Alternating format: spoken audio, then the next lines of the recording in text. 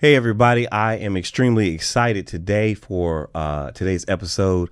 I have a very special guest. I have Kendra Geronimo in the house.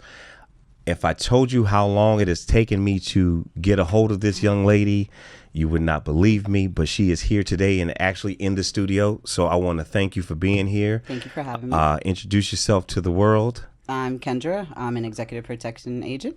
Okay, now, what's the difference between what you normally see from last season to this season is this is our first female guest. It's extremely important to me that she is on here because representation matters. And I only know strong women in my personal life, and I only know strong women in this EP world. But unfortunately, when we think of EP, we always think of men. And so I want to bring in front of you guys a strong female EP, somebody that I have visually watched grow her brand and herself over the years. I have actually never met her in person. That's how hard it is to get a hold of this young lady. I have never met her in person. This is the first time I'm meeting her. We are here today. This is all off the cusp. I know a little bit about her, but I don't know the real her. So that's why she's going to be here to give you that engagement, but then also speak from her side of things because she is a woman in this industry who is constantly making waves. So I want our female fan base to actually see someone that they can look up to or reach out to and gain knowledge, not just from the EP side, but there's other things that she does in her life that can help other women as well. And we will touch base on that. But I'm just very excited that she's here. So that's why I'm doing all this talking because I'm still in shock and the cameras are rolling. So that's where we're at with it. Liberation Team, that is your company name. Yes. Where did it come from? So I started doing a lot of public engagement when public speaking when it came to activism and anti-sex trafficking. Mm-hmm. And the company, the ladies that I was working with, filming a documentary, they said that I seemed to be liberating myself because of sharing my story, which is something I hadn't done for so long. And they told me, well, why don't you do that for other women? And just being a protective innately, it was something that kind of like called to me. I was like, okay, I can create a whole brand and company and nonprofit around making sure that I educate people on anti-sex trafficking, the tips, the places that they can call, giving them their resources, and then actually going a step further and helping liberate these girls. So I got a team together, and it just came from naturally after that, Liberation Team. Okay. That is a nonprofit organization. You can look them up. We will make sure all her information is tagged so that you can follow up and get information if that is what you are into. You're so multifaceted. I'm just trying to find a good place to start, but I guess there's no place like the beginning. When did you become an EP? What has made you continue to train and practice and focus on such a chaotic lifestyle? Because what a lot of people don't understand is you are a mother too. Yes. I am a father, and I know how tough it is to try to feel like a present father based off of my schedule. Mm-hmm. Realistically, a woman is the true leader of her household. So how do you balance doing what you do career-wise and also still being able to be a full and present mother and raising humans in today's society? I think I can sum that up real quick in saying I got some badass kids. Okay. Like I really instilled all of the tools that my kids need to take care of themselves, but still be emotionally intelligent so they can cook, clean, shoot, fight. But they still ask me for advice. They still take time to, sort out their feelings and emotions and how they feel when I'm away. Like I can remember the first time my kids actually realized that I put myself in the line of jeopardy for my job. They were like, okay, well, what do you mean? I was like, well, I'm a bodyguard. I guard people literally with my body. And it kind of clicked. And, we went through this little transition where he was like, I don't want you to do that anymore.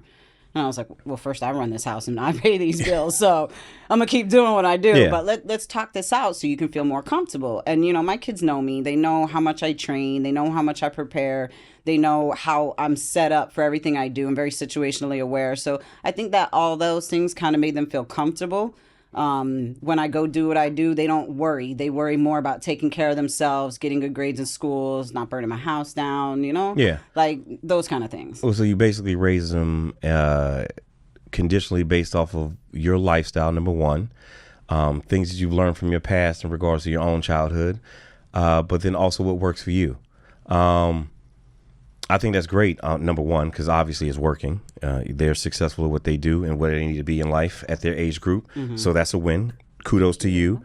I don't know how you do it when it comes to time, because I suck at timing. I'm really good in my personal life as far as separating work from personal, but I suck compared to how good I am with time and being present for work. With work, it's like second nature. Boom, I can do. But when it comes to my personal life, it's a blur. It's a blob. So I don't know how you do it. I don't know where you get the time and the hours from, but shout out to you. That is not something I can do. I think that's extraordinary. And the fact that it's doable is a testament to everybody else that, like, look, whatever you're putting in front of yourself is just an excuse. Oh, 100%. Because there's somebody out there who's doing it at a high level and they're still doing everything else they need to in their personal life. And it's really just you. I've never seen you post another individual in your personal life to say, okay, it's a two-party system going on. No. It clearly looks like you. Then you also have hobbies. You train jujitsu. You're always at the range, running and gunning. You're down range. You're training people. You're training yourself. I've seen you on YouTube series shooting some big ass cannons we call guns.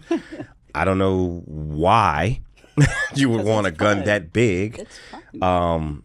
But you do all of that, and I'm just like constantly in shock. I'm like, damn, this chick is everywhere. Like, how does she time all this? Where do you find the time? And is it really because you enjoy it all that you make it look easy, or is it just you've been doing it so long it's second nature? So I think it goes all the way back to being growing up in a militant household. My dad was a Marine, so Okay. my dad was very big on structure, and my mom she was a hustler. She worked really hard. I mean, my dad worked hard too, but my mom worked hard outside of the military, so it gave me that dual Civilian education. life Yeah, versus- yeah. okay. Civilian life, you still hustle, but you organize it this way. Yeah. And then when my kids got older, it was like they could do things more independently since I instilled those things in them. And I don't manage their schedule, which I think was something that our age group, we grew up being told, this is what you do, this is how you do it. But doing that, you don't associate the why with something, so it doesn't stick. It kind of just becomes a routine, and it becomes harder and harder to keep as you get older. With my kids, I explain the why behind everything, and I allow them to make their own schedules. And then I just kind of give them that after action report, like, maybe you could have managed this better, managed that better. And by helping them manage their schedule, it allows me to manage my own schedule better. And I really enjoy being on the range. I enjoy riding my bike. But like sometimes contracts will take us away for 30 days plus. So it's hard to make sure I still get it in. So I'm like, okay, as long as I ride once a week, I'm good. As long as I get to the range once a month, I'm good. Okay. So I at least try to make sure I get each thing in there. And it's hard, like I have to take breaks sometimes. Like I just took a big break from jiu-jitsu and I'm just back at it. But if you love something, you're not going to quit on it. No matter how many obstacles you keep facing, you're just going to keep fine-tuning that system until it kind of all works for you. So we've lightly touched on the physicalities that you put your body through, the jiu-jitsu, hell, even riding a bike, that takes core strength and butt strength to sit on that damn crotch rocket as long as you do. And then also the running and gunning, because when you go to the range, I don't see you out there with other women. I see you with the guys. Yeah, and a lot of these guys are serious individuals who are extremely dangerous in the real world. Some of them I know personally and that I trust when it comes to life or death situations like JP we mentioned earlier. Awesome. I knew you were a badass because JP is insane. Yeah. And he trains at a high level and he spoke completely highly of you. He spoke about you not just like you were his equal, but you were a tier above that. When people talk about individuals, sometimes you can feel the power of their presence. And I've heard several people speak about you in the same aspect. So that I commend you on that. Because one thing we always, the EP game is the alpha sport. I'm not referring to the sex, just the Understood. mentality, Yeah. right? Type it's A. an alpha sport. you having a Marine as a father, I can see now where it's trickling down, because I come from a military family as well, Army. And one thing about my pops was he always admired Marines. He was like, oh, Marine, like that's why I always knew what a Marine was from an early age, because of how he spoke about them and how he saw them. So I can only imagine the intensity in the household, having a Marine father. Even though you're a girl, I'm pretty sure he didn't care, because real good dads, they don't care what sex the child is. They just want to give them the tools to be successful and thrive. They don't look at a daughter and say, hey, this is a weakness. I don't look at my daughter and say, hey, it's weakness. I used to walk up and just smack my daughter in the face just to test her reflexes. You know, I put her in I put her in Krav Maga at 6 years old, because it doesn't matter. You know what I'm saying? Like, these are things you need to survive. 100%. So with you having that upbringing, and then becoming a woman in life and going through what women go through, the social aspects and the physical demands, we criticize other guards about their physical presence, right? I know what it takes to maintain my body type. I'm a guy, I can lose weight, I can gain weight. There's different thresholds. But you being a woman, you're always going to be coming in probably smaller, and dealing with people who are going to look at you differently because you are a woman. But you train hard.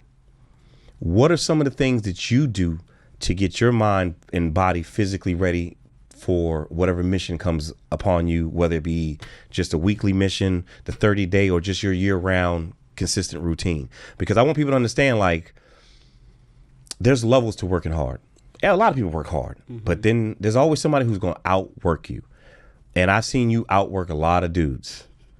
So I respect that, and I admire that, and I laugh at the fact that I've seen other guys who work hard, and they be like, nah, Kendra, she's different, blah, blah, blah, blah, blah, blah. Like, they damn near be scared of you. And with that. So, yeah, I'm sure you are. So I want our female listeners to know, hey, this is possible. This is what she does. You may not have to do exactly how she does it, but this is where your mind should be, of where you know you can go, or what might be required at minimum to get you to the next level. So if you were speaking to another young lady, just perk me up, get my hair right, give me a day in the life of what Kendra needs to do to be prepared. So it depends on what the kind of contract is, depending on what it is that I'm preparing or getting ready.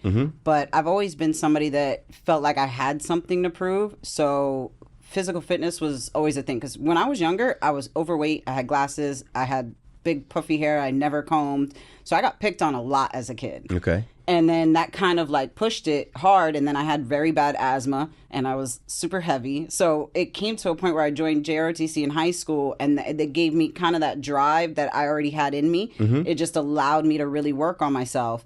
And then, like, I was always super fit and working out hard and making sure that I took care of myself, ate right. Like, I was strict.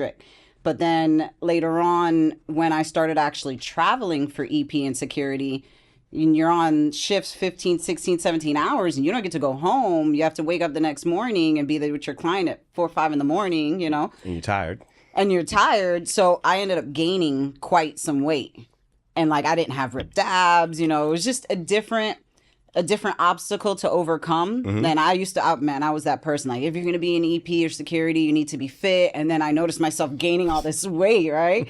So I'm like, how do I overcome this battle? And it's like, you really don't overcome it. You kind of just ride the waves. Like, if your client's down, go work out. You know, if you can't get anything healthy, get a protein shake and a Slim Jim and a sugar-free Red Bull. Like, that's EP's diet right there. Nasty work. I'm trying to stay away from the sugar-free Red Bulls. I'm going back to just water and juicing. That's good. Because we don't really be hungry when we're working, but it takes 2 seconds to drink a meal. So that's like my little secret. Everybody's like, oh, you're losing weight. It's not that I'm losing weight. It's just I'm not eating the crap no more. Or I'm not eating my full calorie amount, because you're always on the go with your clients. And you got to just eat when you can and how you can. Yeah. But there are healthier options than like a quick burger or a quick bag of chips. You know, like, I kind of got lax in the travel world. You know, I didn't pre-prep my meals. I didn't order healthy when I was out. I go out to eat with the guys and I'm ordering, you know, fries and chicken tenders or something. So I just had to work really hard at remembering what my goals are and what I represent in the industry. Because you're not a protector if you can't run. You're not a protector if you can't fight. Like I came across this one course, and they were all these tactical Timmies, guns, Gucci guns, and they were kitted out, right? And I asked the guy, I'm like, what empty hand techniques do you train? And he's like, what does that mean? What does that mean? Like, what do you mean, what does that mean? I was like, and I'm joking, like, have you ever been punched in the face? And he was like, no. like this concerned look on his face. I was like, bro, I got two older brothers. I was punched in the face at 5. Like, what do you mean? Like, as a protector, you should know how you react when you get punched in the face. That's something you should be practicing. Like, I'm big on Muay Thai and boxing. I started that really long time ago. And like me and jiu-jitsu, we have this kind of push-pull relationship. I told you I don't go to the ground. But it's needed. Like, we are here to limit liability, and I can't use Muay Thai. I can't drop an elbow on somebody and just be like, oh, it's great. You can't, because now there's so many cameras. You can. And you get sued. And you get dropped and blackballed in the industry. Like, I've seen it happen so many times with fighters I work with where they go to punch a guy, and now they're in a lawsuit. So you have to know and you have to train these things. Okay, I need to be fit. I need to know how to eat on the go. I need to know how to kind of deal with these things that are being thrown at you. Like, if you don't want it, it's obvious in how you look. Yeah, very much so. So how'd you get started in EP? So I've always been a protector, like innately in how I was, also because my dad was in the military. And then because things that happened to me over time, I just developed this want to make sure that other women were protected and were able to protect themselves, and that they knew that they could rely on themselves because somebody else may not be there to help you. So I was bartending. I bartended for years, and I was always my own bouncer. Like, I remember when a guy dug in my tip jar, I cleared the bar and chased him down the stairs. I got my money back, though. I would hope so. But there was no security around, so what was I supposed to do? And somebody was like, you should do security. And I was like, nah. And then it's funny you mentioned like how things line up. The very next week was Miami Music Week. And Space was like, we need a girl. Club Space was like, we need a girl. And I was like, Club Space. All right. Like, what a place to start in the industry. So I went to Space, and it was just like... And it's not that I don't like what I do, but I'm just so good at what I do. You tell me to watch this door, ain't nobody fucking getting in that door. Like, they're going to have to call whoever told me to keep this locked off. I don't care if you own the building. It's not happening. So with that, like, it's just, I always wonder how EP guys mess up the job. Just do what you're told. That's it. Like, you don't got to do nothing extra, nothing less, limit liability, and make sure your person gets home to bed at night. So I started at Space. And then it just kind of escalated. I realized the more I built my skills, the more I could build my income and respect. Okay, so how were you always a gun person? Because like it looks like there's a beyond a passion. It's almost like a necessity. I'm not a gun person, and a buddy of mine, he was a Marine, but we were working the club sector. His name is Tino. Shout out to Tino Sanchez.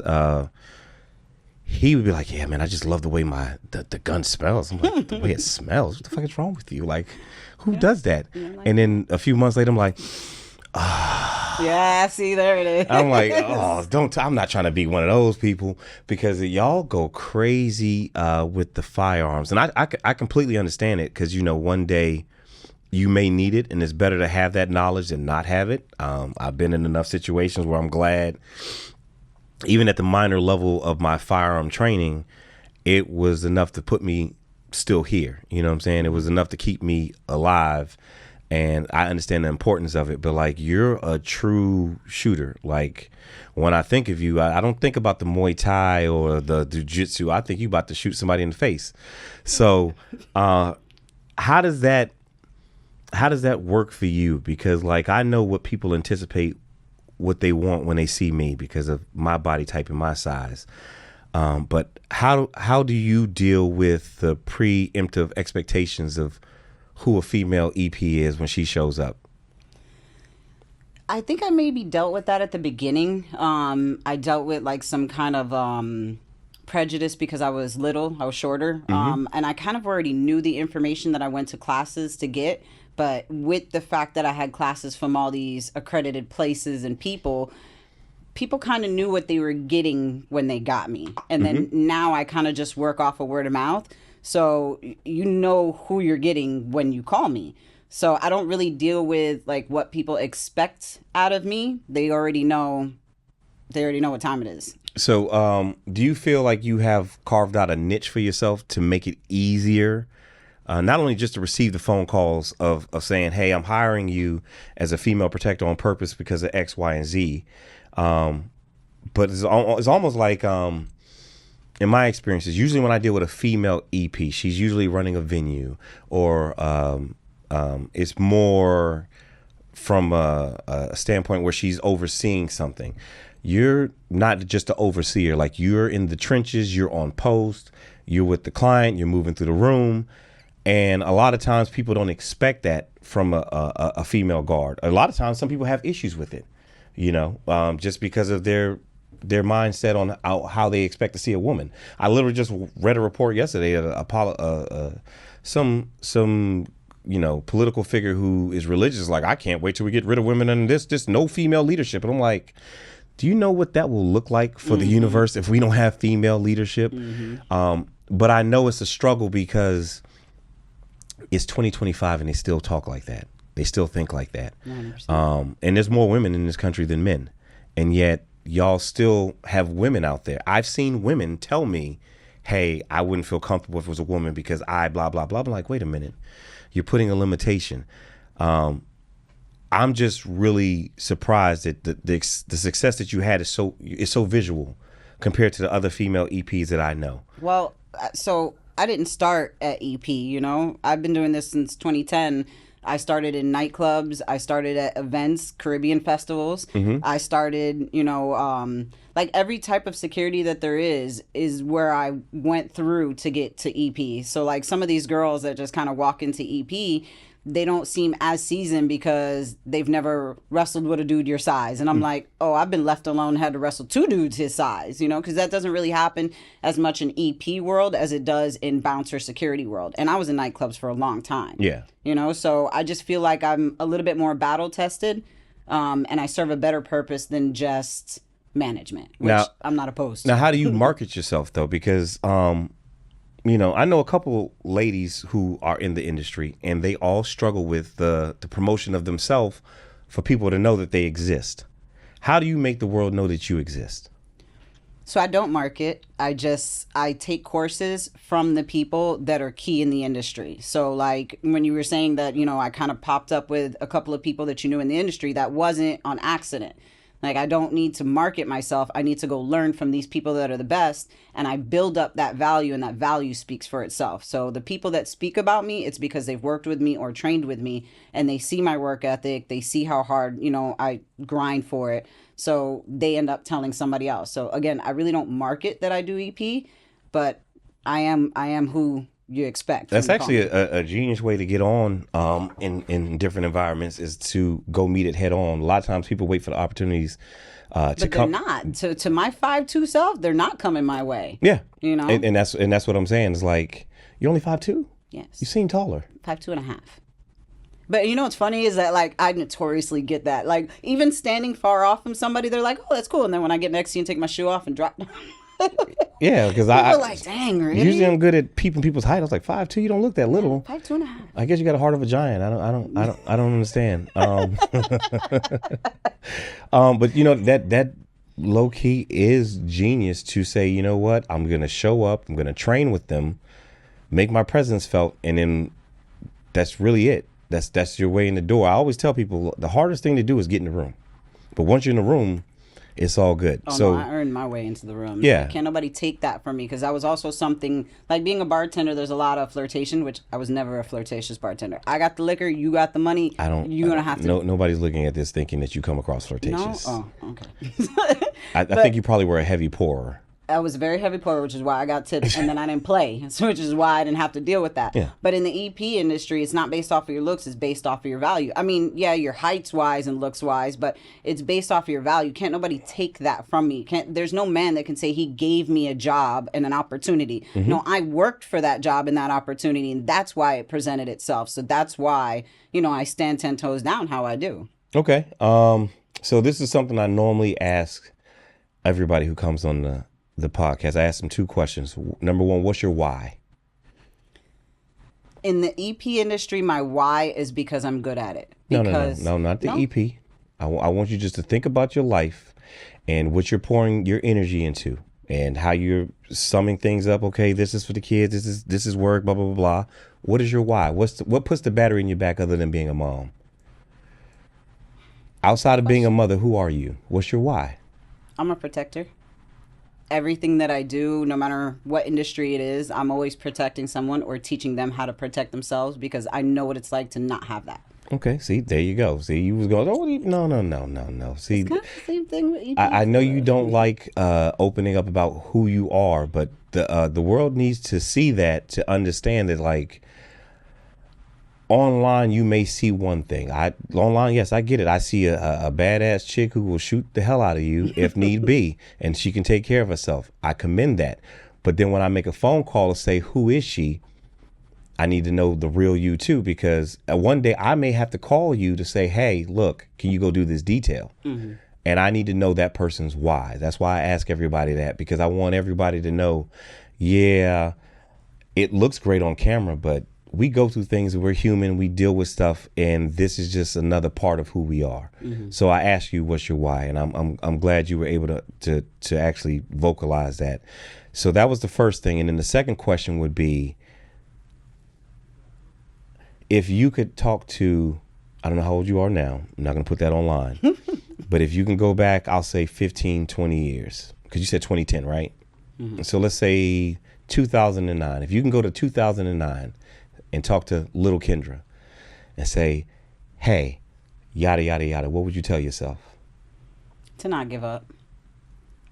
That it'll pay off in the long run. Because there's a lot of times that while I'm trying to better myself or while I'm trying to improve myself, it just gets exhausting and futile. And I feel like, oh man, this is never going to change. But when I look back to 2010 and see how far I've come in the industry, or how far I've come for myself, how I've built myself, how I've built my kids, no matter the obstacles that I overcame, there were many a times, like I'm 8 years sober, I don't drink anymore. Mm-hmm. But there are many times that I'm, looking at the bottle like, oh man, I might as well just have another drink. But if, that reminder that it's going to pay off in the long run, to not give up, to just keep pushing forward really hard, and it'll all pay off. Okay. I did a Death Row Knowledge about this, and it keeps coming up, not just from me thinking it myself. I'm seeing other people say it, like celebrities or people who have achieved great things in their careers. And it keeps resonating with me. And I feel like the universe is constantly trying to tell me something. And that thing is dream bigger. I've seen a lot of people do incredible things, and then one of their biggest regrets with hindsight is they're like, I didn't dream big enough. Because had I dreamed big enough, I don't know where I'd be, but I'm pretty sure, look what I've done without dreaming big. What if I dream bigger? It would be bigger than this. So I'm constantly telling myself to dream big. You are at a very good pivotal point in your career. You've put in the work. You've made a reputation for yourself. The internet is buzzing. Society is moving forward. And there's a demand for protectors in all different realms. Are you dreaming big enough? I think that I should take my advice about the don't quit to kind of push my dream a little bit bigger, because I recently went through some things and it kind of like slowed me down a little bit. And like, nothing's worse than going out there and people being like, dang, where you went? Where you been? Like, I've been in hiding for 2 years, but I kind of had to deal with things on my own and remind myself that to not give up, that the forward motion that I've got is worth keeping and pushing and grinding and going. And I think I'm dreaming big, but I think I'm now have the confidence in myself to know that I match that dream. One of the craziest things about dreaming is you forget the resources you've accumulated. I think in what we do to be a protector, we're so used to battle testing things alone that we forget we have resources, and we don't ever use those resources to help catapult what we're trying to do. Yeah. And that's why sometimes we become stagnant, or it seems a little bit harder than it has to be, because we're so busy just doing what we know and how we do it that we forget there's resources, there's information out there to make our day easier. I explained to you how I deal with my resources. I'm so busy that I find people who can help unbusy me. Yeah. and it's helped me exponentially. Like it's allowed me to grow in ways that I never thought. I'm still trying to grasp a lot of opportunities that are in front of me right now, because like I told you, I never dreamed of this. I've never dreamed of that. I had a very set mindset of where I thought my life was going 20 years ago. Yeah. And people were like, "Oh, how long you been doing it?" I've been doing this 20 years. But when I started, it was just to get me to a different step somewhere else. And it wasn't to really engulf into this business. I agree. So it's kind of crazy that I'm here and I'm still having a hard time accepting it. I was supposed to do one weekend at Space. Like, yeah, you get what I'm saying? Like, I literally was doing security so that I could train in boxing. That was it. That was the only purpose. You know, I needed something to make enough money to pay my bills and do something I really wanted to do. That was the goal. I was doing security to do something I really wanted to do. Exactly. And I think that's kind of retarded that I preferred getting punched in the face by professionals as a passion. It's a lifestyle. Yeah, it's a lifestyle. But it's what I chose to do. And I like having these conversations with like-minded people, because the journey is the part that people really need to pay attention to. So I think it's great that there's a lot of things that you've accomplished in your life and a lot of things you've been through. And I told you earlier, those things I don't want to focus on, because that doesn't really apply to where I'm going with you right now. But I think it's a great thing that you have the mindset that you do, because that's what makes people successful. The grind, the obstacles, and everybody else just sees the results. Yeah. And they don't understand, like, when you get these results, you're going to have moments where you wish you can go back to that grind, because it was almost like it was not just simpler, but you understood it better. You know, we understand the struggle better, because a lot of times we were given life that wasn't easy. It wasn't handed to us. So struggling is where we feel comfortable. But then when things start feeling good, you're like, what the Yeah. I don't like this. Too much downtime. So you hiding for 2 years and figuring things out, you may have felt like you were hiding, but you were just blossoming. And you have to understand that, like, in order to grow, sometimes you got to sit the fuck down. My best moments have been when the universe has forced me to sit down. Definitely. And I'm thinking, how do I deal with this? And then when you look back, you're like, damn, I did that. Yeah. So don't look at those 2 years and be like, oh, where you been? That's a compliment. People notice that you weren't around.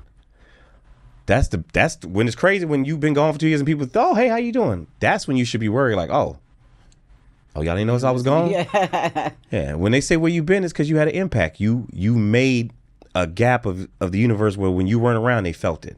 So when they saw you again, they're like, yo, where you been? But then you also got to remember, life be life, and 2 years goes by very fast. It does. Very fast. Very, very, very fast. Especially when you're doing something. Or going through stuff. Or trying to accomplish something. It goes by fast. So don't ever get deterred by that.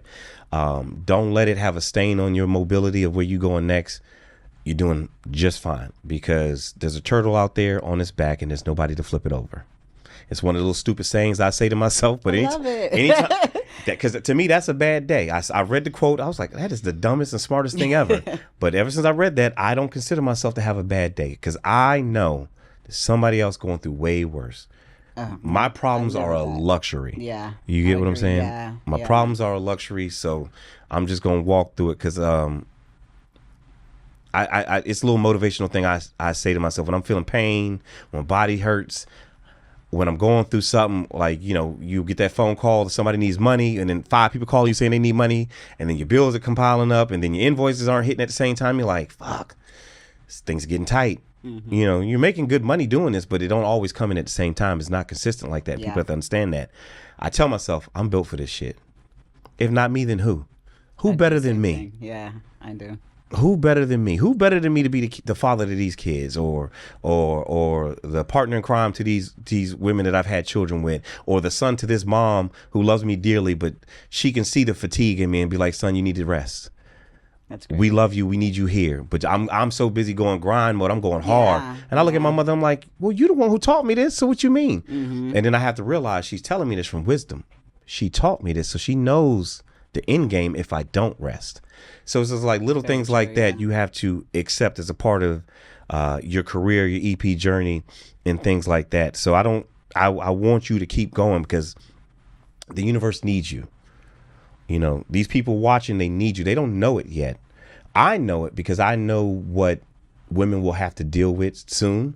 There's a lot of things going on, and a lot of changes that you thought happened in life haven't. So we need strong women to continue to be strong, so that the women who have those moments of doubt, when they look online and they're on their Explorer page and they see that tatted up chick with the guns, they be like, damn, she's bad. And they keep looking and they say, oh, she's a mom. Oh, she went through this. Oh, she did that. Like, dude, you were on 60 days in. You signed up to go to jail. Yeah. It was fun. You signed up to go to jail. And I'm pretty sure you didn't do it for yourself. No. Because I've met somebody else who's done 60 days in jail. And I know what doing it for themselves looks like. He tried to turn it into a reality career. Oh. You know what I'm saying? Like he did it for the fame. I totally forgot you did it. You don't advertise it. You don't post it. You don't brag on it. It was an experience you did to show a light. Yeah. So tell me about that experience. So it was kind of like a bad contract. Like I had bad sleeping conditions. I ate bad food. There weren't friendly people around, you know. But other than that, it wasn't too bad of an experience. I had some jail experience when I was a younger kid, you know, in and out. But other than that, it wasn't really. My main thing was I went in there for me to make sure I had involved, also for the money. But I went to make, because they kept asking you, like, what's your other reason? I'm like, you guys are paying me a lot to go to jail. Like, that's my main reason. But my other driving force was to see how far I had come emotionally, like emotionally mature wise. My biggest thing was I was like, don't be ratchet, Kendra. Like, don't pop off on nobody. Don't explode. Because don't you get kicked off if you get into a fight? No. You don't get kicked out. But I didn't want to show that side. You know, I wanted to be able to keep my composure and deal with the things and whatever it was that came up and make sure that I got the mission done that they sent me in there for. So, I mean, I didn't really have any problems. Nobody gave me any issues. So I didn't have to worry about, you know, popping off on TV. Yeah, like, I've watched a couple episodes, but I don't go too deep into it because I know I'd lose my mind in there. I don't like bullying. That is just something that I can't accept from anybody. I don't like bullying. I don't like somebody who is strong, particularly picking on somebody because they know they're weaker. And when I see that, I can't stand back and just watch it. I'll intervene. And in jail, it don't work like that. So I know I'd get into some altercations. And I'm pretty confident I'd win those altercations, but I just know it would look really bad on camera. You see what I'm saying? It would look really bad on camera. And something I have to remind myself, number one, my hands are registered now legally, so that's a problem. And then two, when we lose control, we hurt people. It's a bad representation of how far I've come in life. And I feel like every time I've lost control in my life about something physical, that's just another reminder that I had another undisciplined moment because I know better. Yes, that part. And that hurts the most. It's a great description. Yeah, because the internet is unforgiving. That too. And anybody who knows my history, I'm very involved on the internet. You can literally Google half my foolishness. And in those moments, I don't feel bad about it because I'm doing my job. I understand why it happened and all that other stuff. Also, the unfortunate part about the internet, like I said, is unforgiving. You forget how what your actions do impact the people around you. You have children. I have children. I've had to make a call to one of my co-parents to say, hey, keep them off the internet today. Or, hey, this is going to come out. Or this is like, I've been on freaking ESPN. I've gotten on SportsCenter for being a knucklehead. That's nothing to be happy about when your friends and family see you, because you don't want them to know the dangers of what you do. You know, you want them to think it's an easy job. You want them to just think, oh, you're just standing there. Yes, cool, but that's not the job. And unfortunately, the internet will allow people to see that. Yeah. Is there anything extra you do to try to protect your kids from what you deal with work? Like, because for me, I don't bring work home. I think I do kind of the opposite. Sometimes when there are issues that have come up, or, you know, I'll explain to them what happened. It's always a good ending. So I feel comfortable being able to share it with them.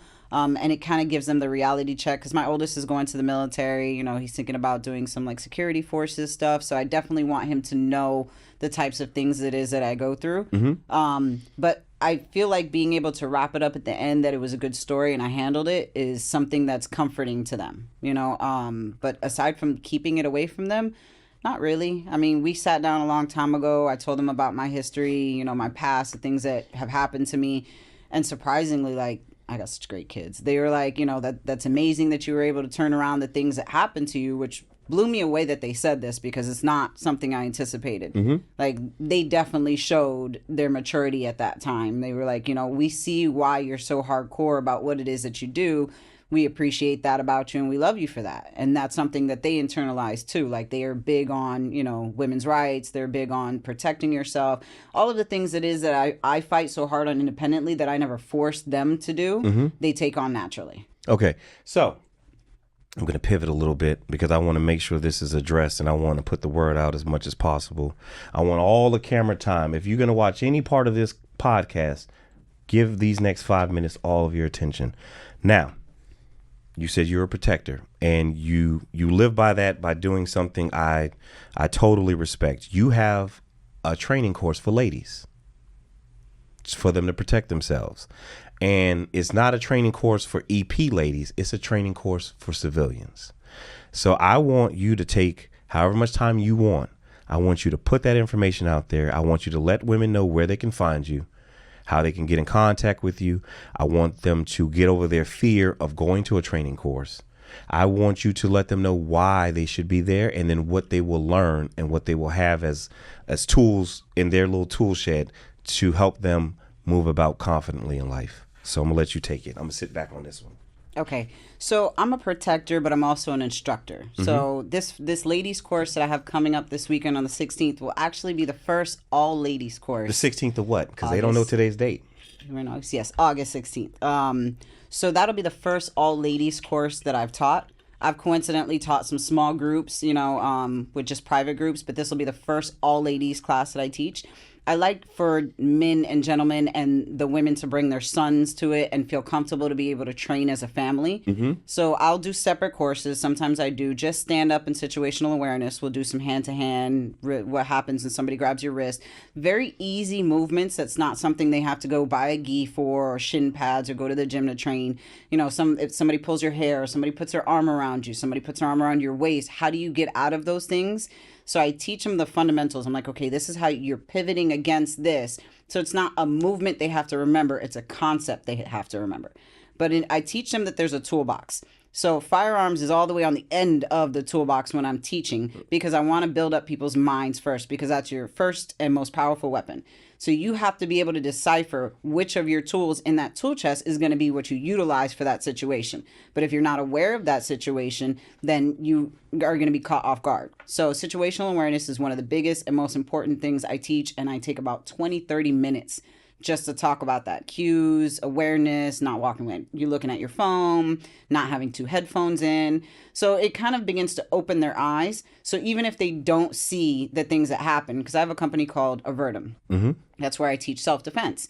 I want you to be able to avert the situation. I want to be able to teach people things that help them prevent these situations instead of having to rehab or rescue victims of the situation.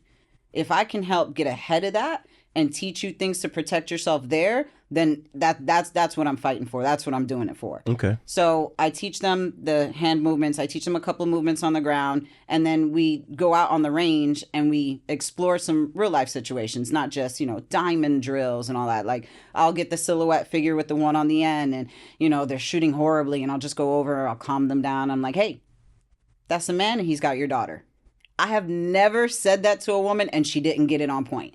Like when we incorporate their whys into it and what it is they're protecting and what it is they're, potentially saving from danger, they lock right in. Women, kids, men, everybody. So I really enjoyed that aspect of teaching people things. They can find my self-defense courses on Avert Em.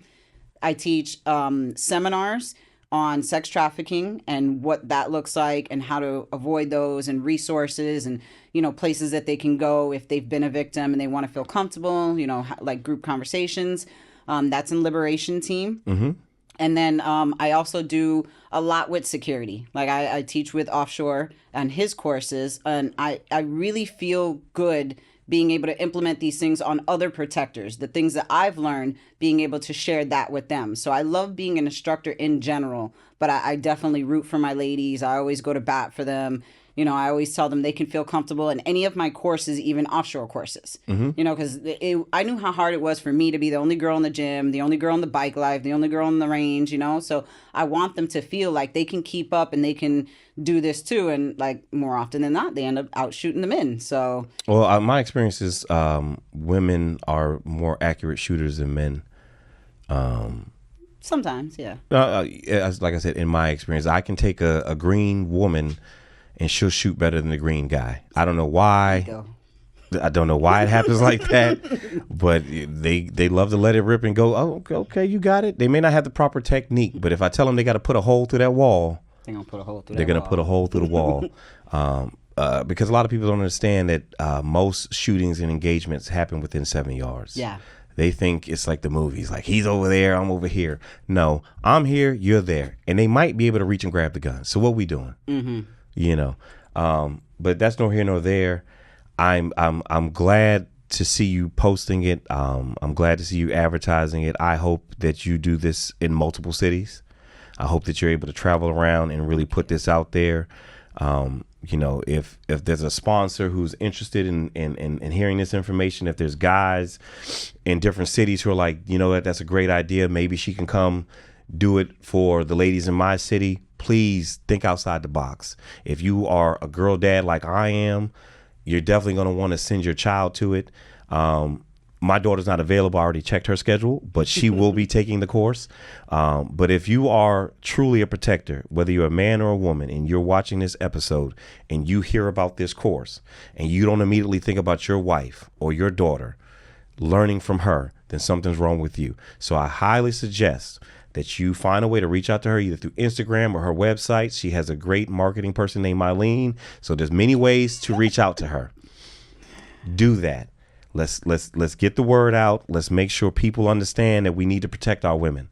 And the best way to protect our women is to train them for realistic situations, because we cannot be there all at the same time. Trust me, I know. In my soul, I worry every day about my kid getting in her car, driving, going out with her friends and all these things. But I'm confident in it because I'm her father and I've given her certain tools. But that does not mean she can't keep learning. So with that being said, I'm going to send my daughter and all the moms that I know to that course, and they're going to learn. Okay. Because my daughter's mom is only 4'11". She's a tiny person. So she can easily be a victim. Anybody can be a victim, including me, but I'm trained. Can you say the same about your partner or your daughter or your kid or yourself? If not, then send them to the course. Reach out to her, say, hey, listen, we got to figure out a situation to get you up here. Maybe if we get 10 women in one room, that makes more than enough to cover expenses to get the job done. And I'm pretty sure she will be there and probably won't even ask you for a dime. She might even do it out the love, because that's what protectors do. It's not about money. It's about purpose. So I'm glad we got to touch base on that. That is extremely important to me, because you are extremely diverse. And, you know, the purpose was to show female EP in a light, but then also show that you don't have to be an EP to be a protector. You don't have to be an EP to get training. Yeah. You don't have to be an EP to have knowledge. Keeping yourself safe is an important job. You want to be here, you know, because too many times I've seen online these networks, they do little skits where they want to see if somebody's going to respond watching a child get kidnapped. And a lot of times people freeze, and they're freezing because they don't know what to do. We now have gateways to teach people what to do, to build that toolbox. Build that toolbox so you can have a nice big shed. And the more tools you get, the bigger your shed gets. Yeah. And so that was I'm sorry, but that was important to me. That's my own little selfish thing. I needed you to get that out there, so I appreciate that. 20 years from now, what do you want to be? Retired.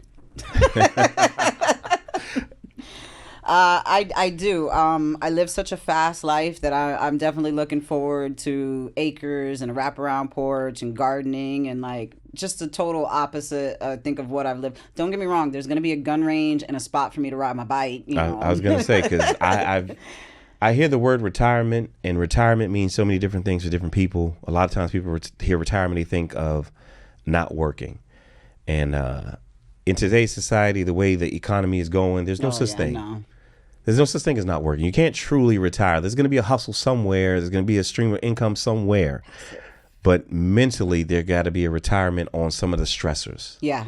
Yeah. You get what I'm saying? Mm-hmm. So that's why I asked you, 20 years from now, where do you see yourself? Because I know it's not retirement. It's definitely not on and off flights, 2-3 flights in a week, and you're trying to figure out what state you are in and what airport you flew into. I only concern myself with the states in regards to the gun laws.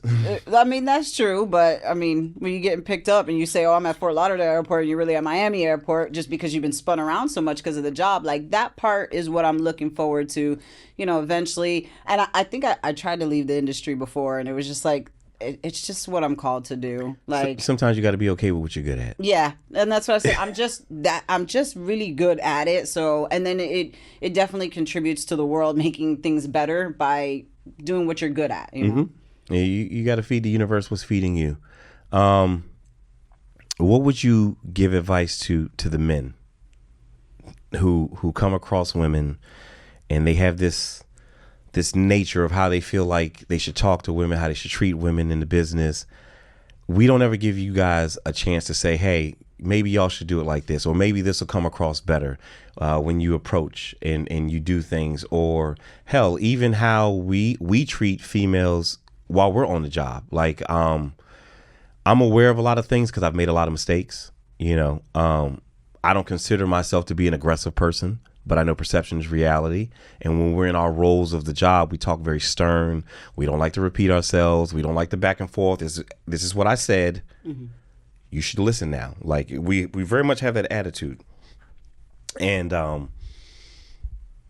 I use my experiences with women from not just my mother or my daughter, but like their moms or my dating life to understand how visually my presence can look crazy from the other end, because I don't know how big I am. I'm the same me every day. Like, I don't know I'm tall until I meet somebody who's shorter than me to be like, hey, you're tall. So you being a woman, you're 5'2". And a half. Nobody cares about that half. I do. Nobody cares about that half. So you being a 5'2.5" woman, you're walking around this planet, you're engaging in men.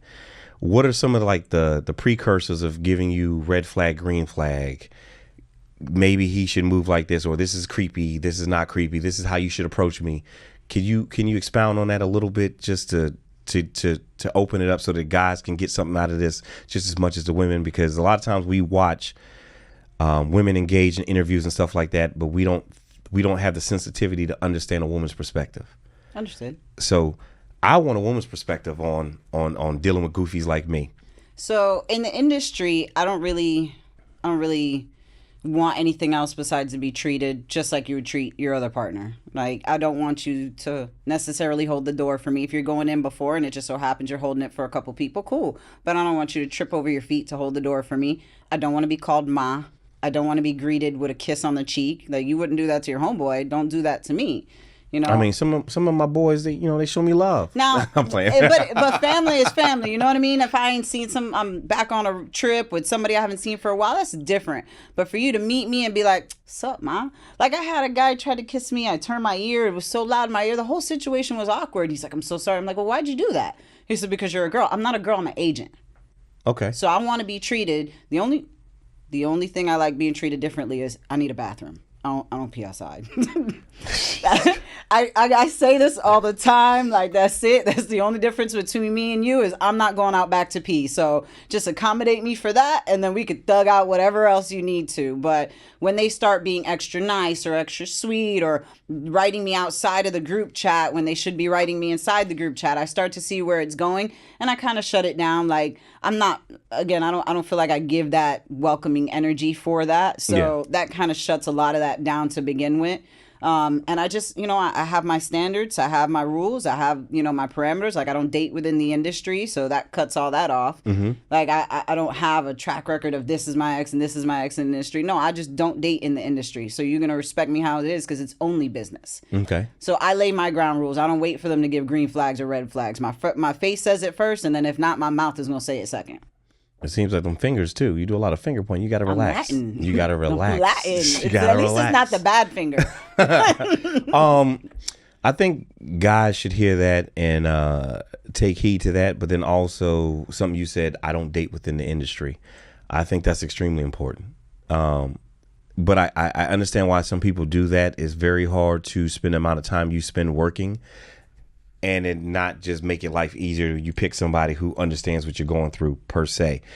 I wouldn't recommend it. It's a respect thing for me though. I just feel like relationships can get messy. You never know how somebody's emotionally gonna handle rejection. Don't shit where you eat. Exactly. So it's just almost like, why play with your money? There's no purpose. It's hard enough dating somebody in general, let alone somebody who thinks they know everything about what you do and every aspect of what you do. When they get emotional, they forget the logic of the job, and then it's just too much. It's way, way, way too much. Yeah, and it's not necessarily true the like-minded individuals will understand. Like, that's not necessarily true either. Like, you know, men still get jealous. Things still happen. So I just avoid that at all costs, and there's no... Men get very jealous and very territorial, and perception is reality. And I'm in a male-based industry. Yeah, you're going to be talking to dudes all the time. I mean, you were a bartender. I'm sure you had the same problem dating as a bartender you would doing EP, because you're constantly talking to people. And most people are selfish with who they are with. They don't want to see them talking to anybody else, whether it be a male or a female. So I totally get it. I was speaking with a buddy earlier about the effects of relationships and dating and being in one and trying to balance that in the industry. Have you found success with that? Like, do you have a protocol that you follow that makes it easier for you? Or are you still trying to gauge that?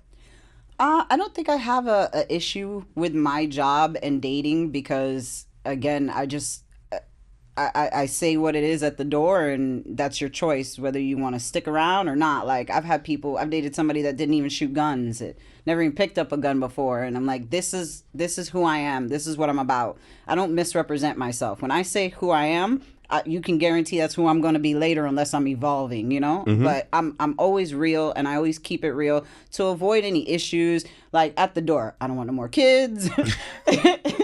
You know, like, these are big things. Like, I shoot guns. My house is full of guns. Like, I travel a lot. I might shoot you. Don't knock on my shit unexpectedly. Shoot him, but I might tase him. Like, yeah, that's more legal. But, you know, a buddy of mine, he was like, they always say they can handle it. They never can handle it. Like, I always feel like that's a red flag when somebody's like, oh, I get that's no problem. You say that now. I've dealt with that a lot about kids, and then sometimes about my job, you know, like the extra worry when I'm away, or, oh my God, you're going away again. It's like, yeah, that's my job. I told you what it was. I might be in a month. I might be home 2 weeks, 1 week. I might be home all 4 weeks. I don't have a set schedule being a contractor. So it's either something you accept or something you don't. And it's not easy. And I understand that. But the person that's meant for me, it won't be hard for them. Now, we spoke about your kids earlier, right? How do you handle missing those moments? Oh, I got 10,000 cameras in my house. I got 10,000, you know, ways to reach them. Like, I don't play. Like, I am on the contract, you know, voice texting my kids over my watch. Like, I'm equally. But even so, I mean, that's just a part of the process. But no matter what, when you're gone, you're gonna miss a moment in their life, and at some point, it's gonna mentally be like, damn, I gotta. You know, you're trying to figure out how to have the balance. I'm asking you this because I've asked 1,000 guys. I know how us men balance it, you know, but women are more in tune with their emotions than guys. We just kind of like put a callus on it and just bully it. You being a mom, and I've seen you brag about your kids. I've seen the smile that you have standing next to your son in the moment that he was having. I'm not going to put your business out there, but it's just what I've seen. And I'm like, oh, that's dope. You know what I'm saying? Like, I'm rooting for you because I'm like, this is the shit that's important. Yeah. You know what I'm saying? And I can see the level of happiness you have in that moment versus when you're doing other things. Like, okay, I can tell that's what really matters to her. Yes. Being a mom, that's her thing. Mm-hmm. Being a dad, that's my thing. I love my kids. You know what I'm saying? Like, that's my go-to. That's my happy place. When people are like, what do you do outside of work? With my kids, man. With my kids. Yeah, you know what I'm saying? Like, tonight, I'm going to run to see my son. I'm going to pick up the controllers. We're going to play 2K for 2 hours. Yep. I'm going to talk trash to him. He's going to ignore me because his personality is different from mine. Mm-hmm. And it's going to be great for me. And that's my happy place. Yeah. I'm gonna FaceTime my daughter to act like she's there, and she's gonna be annoyed, and that's my process. That's what I do. So when I see you do it, I just want to hear it from a mother's perspective. How do you mentally handle knowing, okay, I'm not there for everything, but this is a sacrifice, and they understand it, but at the same time, no matter how much they understand it, it still sucks.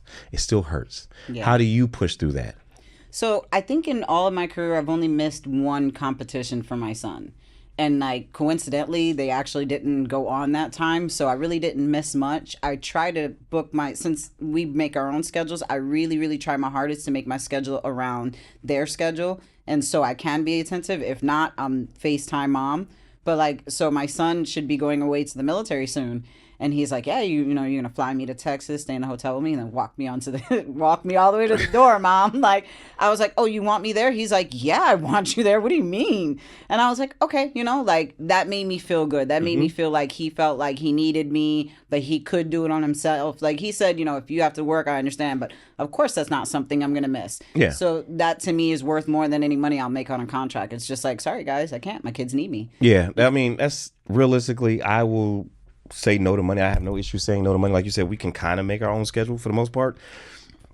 But I'm so addicted to the hustle, I don't say no to my clients unless it's my kids. But you travel a lot more than I do. So yeah. I've been able to get like a nice network of local money sometimes. Yeah. So like I've been home most of the summer helping my son with his process for the military, but I've still taken local jobs. Yeah. So I'll just kind of put off traveling, you know, and it just my schedule, the way it worked out, I haven't missed much. Yeah. I mean, so, I get a luxury sometimes. Like right now, this is why we're filming. I have a little set gap in between. I have a little gap in between. I'm doing spot shows right now, and then I have a tour coming up. I just got off of a tour. Yeah. But I purposely didn't book up like crazy because gotta have that downtime. I needed the downtime because I've done 2 or 3 tours this year. I can't remember. I don't know. It's a blur.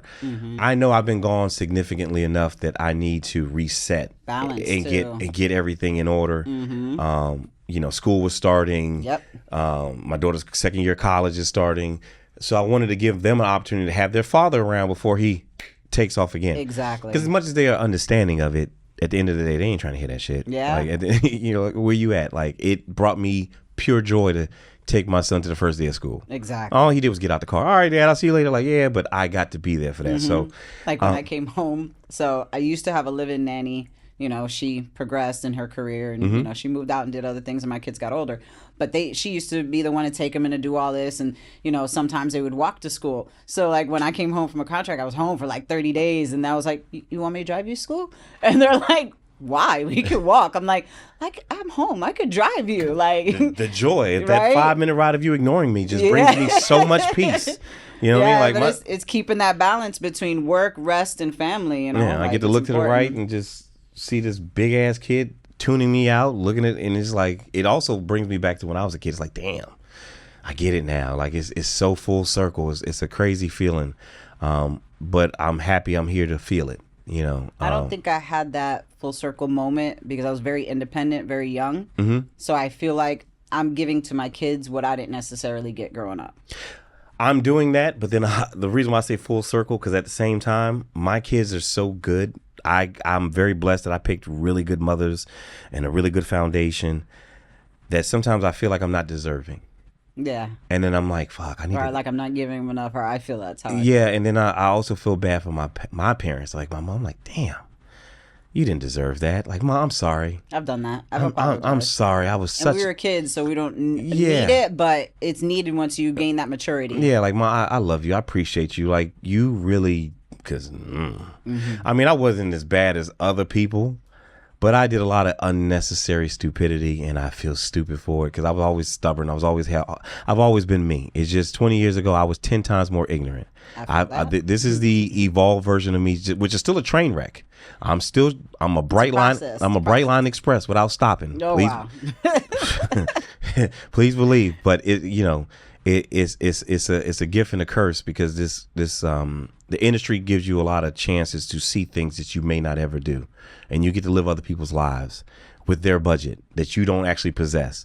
100%. So the car, stay in places, eat the food. Yeah, so it's a gift and a curse. But Jesus Christ, man, I terrorized my mama. And I'm like, ugh, like Jesus Christ, like what was I thinking? But I'm still here, and I've learned, and I'm sorry, Mom. I'm sorry. Like Jesus Christ. Running back. That's why one of the things I love is I love to see good parents. I love to see a dad being a cool dad and being there and supporting their kid. I love to see a mom being there and like letting go of the childhood trauma and trying to make a better, like, we are the generation of getting rid of the curses because we're evolved enough that we're okay with going to therapy. Oh yes, I'm a big advocate on therapy. Yeah, I've several times with my kids. I've never had an issue with people going to therapy, but I've never gone to therapy except when I was younger. They put me in anger management. That was a different story. I'm better now, thank you. And that's not really. Yeah, that's not therapy. That's just like telling you, don't be angry. It's just don't be angry. You got to relax. Don't tell me to relax. Right? Don't tell me not to be angry. Yeah. So yeah, therapy. I think it's taboo for a lot of our people in our business that they why? That's the best place to go to talk about your issues. I think it's a cultural thing.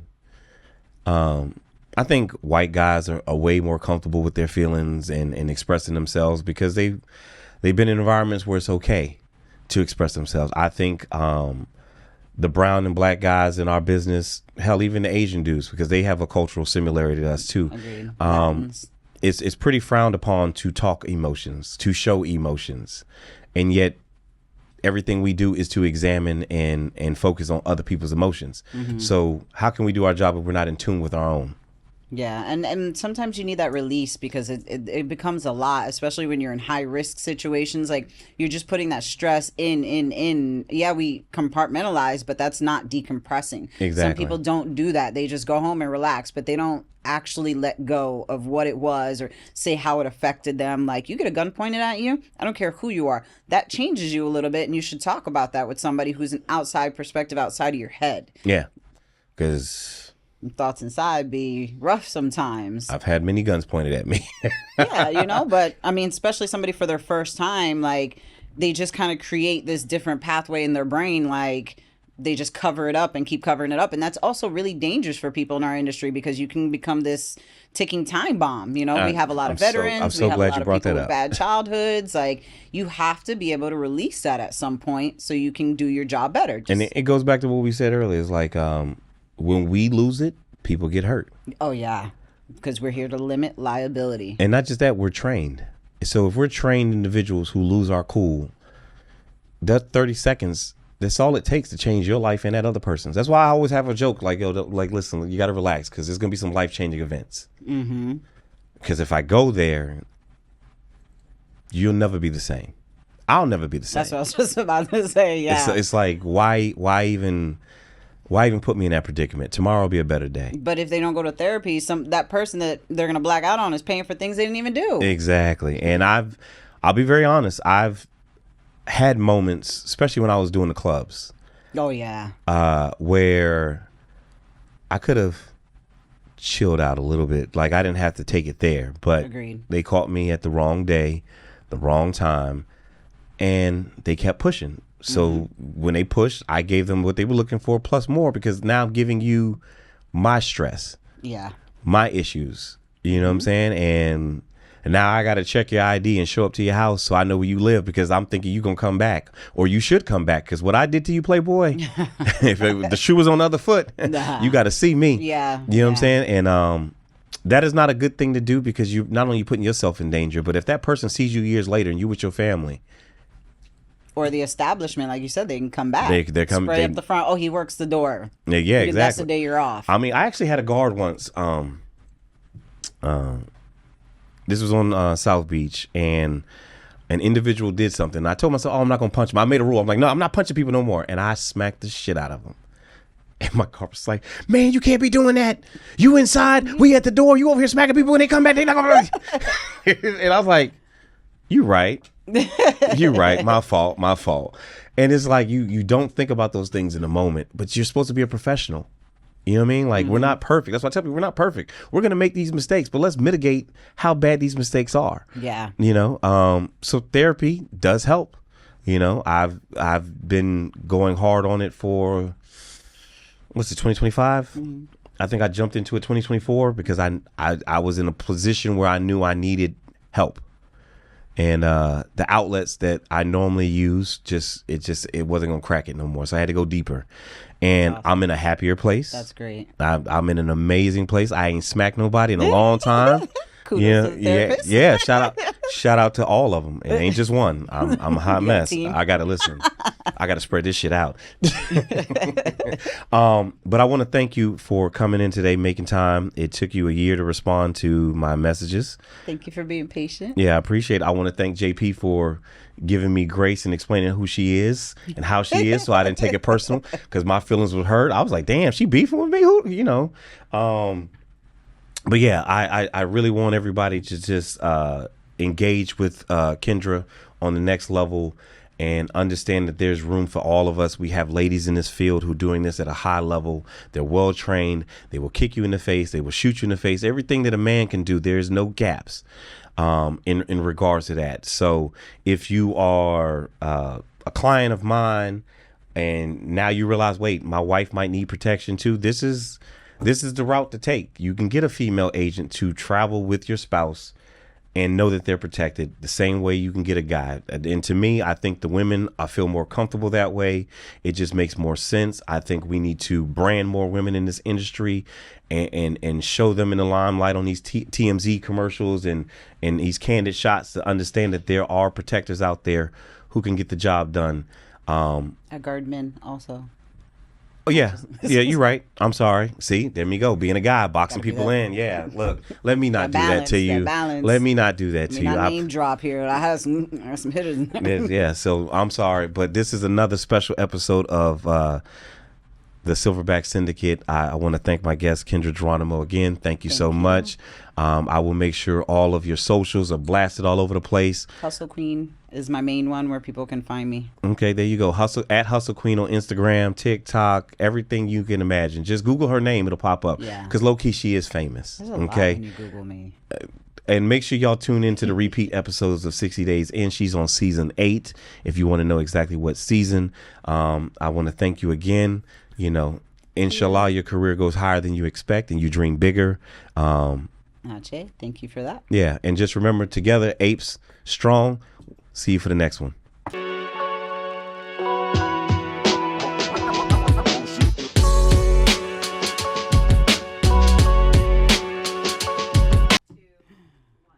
Hey guys, another episode of Silverback Syndicate. I'm fucking up because I don't like the way I sounded. Let's do it again.